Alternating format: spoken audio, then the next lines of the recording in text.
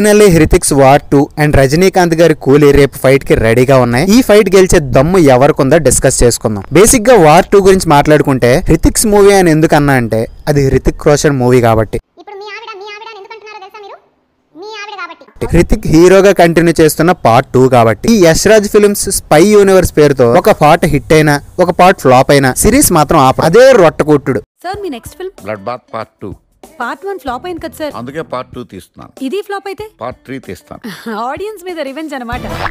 ఈ మూవీ కూడా ఆల్మోస్ట్ అలానే ఉండబోతుంది. Hrithik against government and military, NTR garu as government supporter and heroine agent and mandatory bikini shots. Climax లో hero and villain కలిసి మేరా భారత్ మహాన్.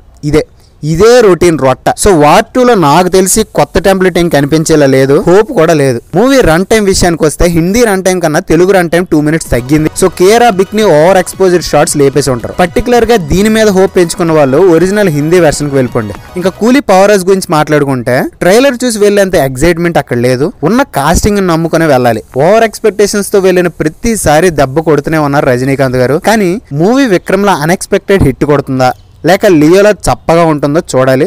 హోప్స్ ఆన్ లోకేష్ కంగరాజ్ గారు. ఇప్పుడు main trending thing in TFI ticket hikes. మొన్న మన డిప్యూటీ సీఎం గారు స్టేజ్ మీద ఓపెన్ గా టికెట్ హైక్స్ ఫ్యాన్స్ కోసం పెంచుతున్నాం అంటున్నారు. ఫ్యాన్స్ చూడాలనుకుంటే టికెట్ ప్రైసెస్ వాళ్ళకి సెట్ అయ్యేలా ఉండాలి కానీ హైక్స్ ఎందుకు? పోనీ power star Telugu straight film వచ్చి చాలా కాలం అయింది కాబట్టి హైక్స్ పెంచారు అనుకుందాం. చీపెస్ట్ ఫార్మ్ ఆఫ్ ఎంటర్టైన్మెంట్ ఈ సినిమా అన్న మన చింటూ బ్రో స్టేజ్ మీద హిందీ కన్నా తెలుగు నెట్ ₹1 ఎక్కువ చేయాలంట. ఎందుకు చేయాలి? హిందీలో లేని కంటెంట్ ఏమైనా తెలుగులో యాడ్ చేస్తున్నారా? మీరు సినిమా అక్కడ ₹1 కొని ఎన్టీఆర్ గారి స్టిక్కర్ పెట్టి ఇక్కడ సేల్ ఉందని ₹10 అమ్మటం న్యాయమా? ఎవ్వడు తగ్గట్ల. అక్కడ కూలీ పరిస్థితి కూడా ఇంతే. తమిళ స్ట్రైట్ మూవీ కొన్న ప్రైస్ కి డబుల్ ఉంది ఇక్కడ డబ్బుడ్ మూవీకి. పోనీ ఈ మూవీస్ హైక్స్ పెంచారు, నెక్స్ట్ వచ్చే ఎన్టీఆర్ గారి డ్రాగన్ కి ½ రేట్ ఇస్తారా?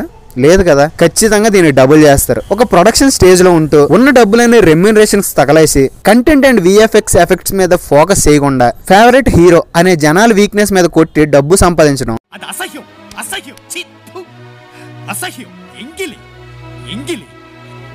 ఎనీవేస్ మీరు టికెట్ ప్రైస్ పెంచుకోండి, మీకు అలవాటే కదా.